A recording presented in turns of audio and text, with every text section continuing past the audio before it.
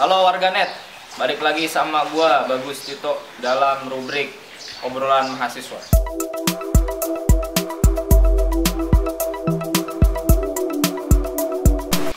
Walaupun saya bukan mahasiswa, Saya juga bukan mahasiswa. dia juga bukan mahasiswa lagi, tapi nggak apa-apa kita ngomongin mahasiswa. Iya, gitu ya. Hari ini kita akan ngomongin tentang sesuatu yang sulit untuk diraih oleh para mahasiswa, terutama yang sudah jadi alumni. Sambil ngobrol santai sama gorengan, gua kedatangan tamu dari UGM, Universitas Gadjah Mada. Sosok astral ini bernama Retas Amjad, ya, seorang aktivis di zamannya, dan kita akan membahas tentang kesulitan tentang akses mendapatkan rumah bagi anak-anak muda. Apa kabar Bung Retas nih? Alhamdulillah baik ini Bang. Gorengannya dimakan dulu, mana gorengannya? Enggak apa-apa, santai. Jadi gua doang makannya. Oh enggak apa-apa. Baik. Nah, Bung Retas sekarang aktivitasnya apa?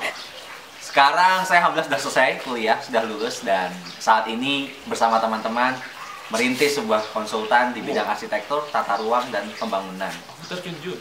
Begitu, Bang. Iya, luar biasa. Ya. Jadi mau tahu lebih banyak tentang Retas, tapi jangan lupa subscribe dan follow dulu Instagram dan YouTube kami di bawah sini, atau di atas sini, atau di sini, dan di sini juga, ya. Nice. Oke, Bung Retas. Hari ini kita melihat fenomena bahwa harga-harga rumah ini makin mahal. Benar. Ya, benar ya. Saya ini kan sudah lulus ya, Anda juga sudah lulus, dan kayaknya mimpi untuk mendapatkan rumah di usia muda gitu. Dan menurut Bung Retas ini bagaimana atau kenapa bisa terjadi hal demikian? Sekarang memang akses terhadap rumah itu mahal banget nih, Bang. Contoh deh, satu rumah di Jogja minimal rata-rata di harga 300 sampai 600 juta. Itu masih rumah yang biasa banget. UMR Jogja 1,7 juta. 1,7. Bayangkan, dengan UMR gaji 1,7, harga rumah 300 juta. Berapa tahun dia harus bekerja untuk bisa beli rumah?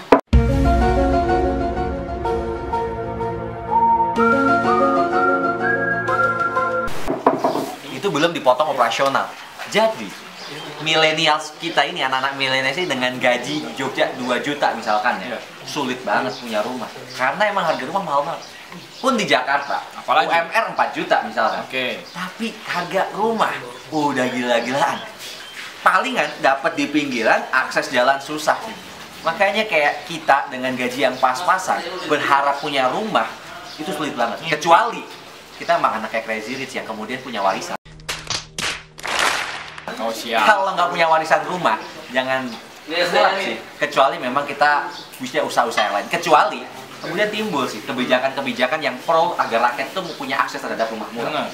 Baik itu rumah susun, baik itu rumah sewa, tapi rakyat memang diberikan kesempatan untuk memiliki rumah agar mereka bisa tinggal secara nyaman. Karena itu kebutuhan pokok, Bang. Tapi nyatanya hari ini rumah susun itu kayaknya terlihat lebih kumuh gitu ya.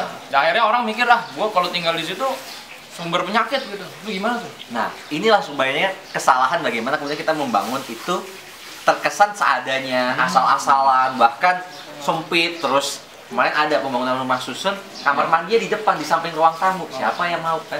Dapurnya di depan juga. Jadi ya dari segi tata letak arsitektur juga nggak menarik. Yang kedua, rumah susun itu pun tidak kemudian dekat dengan tempat kerja mereka. Ya. Rumah susunnya di sini, tempat kerjanya 20 kilo dari rumah susun yang mereka tempati. Tua di jalan ya. Iya. Bagi mereka ngapain aku pakai rumah susun ini? Mereka dapat, akhirnya dijual. Oke. Dijual ke orang lainnya, dan mereka ke tempat lain balik lagi tinggal di tempat yang seadanya. Jadi ya memang kebijakan soal perumahan ini harus multi sektor dan multi pihak sih.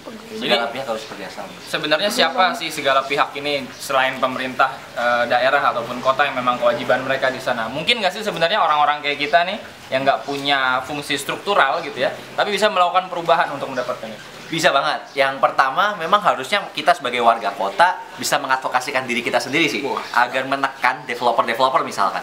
Developer sebenarnya punya peraturan, setiap dia membangun beberapa rumah mewah, dia juga harus membangun beberapa rumah untuk rumah miskin, untuk orang-orang yang tidak memiliki akses terhadap modal yang cukup besar. Nah, developer-developer itu harus kita paksa untuk mereka bisa menciptakan ruang-ruang yang murah untuk kita akses. Yang kedua, kita sebagai warga kota juga bisa menekan pemerintah untuk kemudian memberikan kebijakan-kebijakan yang tepat sasaran bagi kita. Yang ketiga, kita sebagai warga kota juga sebenarnya bisa menciptakan sharing space atau ruang-ruang untuk kolaborasi bersama. Jadi sharing space ini kalau sekarang contoh deh di perumahan, setiap rumah memiliki carport untuk naruh mobilnya. Kemudian setiap rumah memiliki halaman untuk tempat anak-anak mereka bermain. Bayangkan, kalau rumahnya nggak usah besar-besar, kita micro housing aja, rumah mikro kecil, tapi itu nyaman sebenarnya. Tapi semua halaman mereka kita gabungkan jadi taman di depan rumah mereka. Semua carport mereka kita gabungkan sehingga itu ada parkir komunalnya. Jadi sebenarnya mengedepankan untuk berbagi ruang sih. Dan itu bisa dilakukan kalau kita punya spirit untuk berbagi. Dan bangsa kita punya spirit gotong royong itu.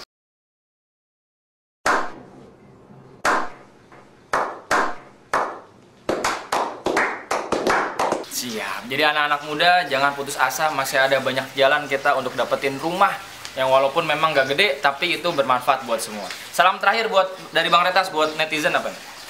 Bagi netizen semua ya, memang kita butuh ada sandang, papan, dan pangan. Dan itu adalah kebutuhan pokok setiap dari kita.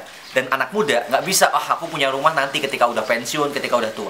Kita harus punya pemikiran bahwa di usia-usia muda kita juga memiliki akses terhadap rumah. Dan akses itu bisa kita lakukan jika kita serius memikirkannya dan berkolaborasi dengan banyak pihak. Ayo warga kota, kita rebut kota kita agar kota kita milik kita, bukan milik mereka. Luar biasa kesini kameranya. Terima kasih sudah menonton channel ini. Sampai jumpa di kemudian hari. Tetap semangat buat anak muda dan salam perubahan.